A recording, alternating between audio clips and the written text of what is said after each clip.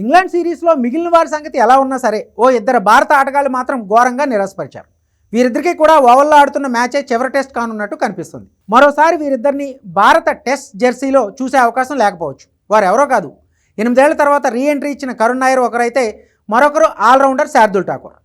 కరుణ్ నాయర్ దాదాపు 8 ఏళ్ల తర్వాత టీమిండియా టెస్ట్ జట్టులో చోటు దక్కించుకున్నాడు.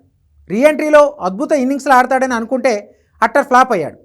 దేశవాళీ క్రికెట్లో పరుగుల వరద పారించి ఔరా అనిపించిన కరుణ్ నాయర్ జాతీయ జట్టు తరపున మాత్రం ఆ జోరును కొనసాగించలేకపోయాడు.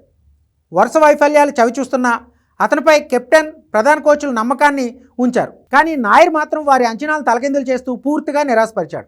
గతంలో ఇంగ్లాండ్ పైన ట్రిపుల్ సెంచరీతో అదరగొట్టిన నాయర్ ఈ సిరీస్లో మాత్రం ఒక్కసారి కూడా 3 అంకెల స్కోర్ను అందుకోలేకపోయాడు. చివరి టెస్ట్ తొలి ఇన్నింగ్స్లో మాత్రమే నాయర్ కాస్త మెరుగ్గా బ్యాటింగ్ చేశాడు. మొత్తంగా 4 మ్యాచ్లు ఆడి 8 ఇన్నింగ్స్ల్లో 25కు సగటుతో 205 పరుగులు మాత్రమే చేశాడు. దీనిలో ఒక హాఫ్ సెంచరీ ఉంది. సాయి సుదర్శన్, అభిమన్యు ఈశ్వరన్ వంటి కుర్రాళ్ళు టెస్ట్ జట్టులో స్థానం కోసం పోటీ పడుతున్న నేపథ్యంలో మరోసారి కరుణ్ నాయర్కు టీమిండియా తరపున ఆడే ఛాన్స్ రావడం కష్టమే. మరోవైపు ఫామ్లో లేకున్నా కూడా 33 ఏళ్ల శార్దుల్ ఠాకూర్ అనూహ్యంగా ఇంగ్లాండ్ సిరీస్కి ఎంపికయ్యాడు. అతనికి 2 మ్యాచ్ల్లో మాత్రమే అవకాశం లభించింది.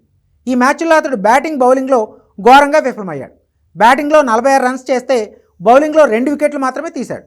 నితీష్ కుమార్ రెడ్డి, వాషింగ్టన్ సుందర్, అంశుల్ కాంబోజ్ వంటి ఆటగాళ్లు రేసులో ఉండడంతో శార్దుల్ ఠాకూర్ను మరోసారి భారత్ జెర్సీలో చూసే అవకాశం లేనట్టేనని చెప్పొచ్చు.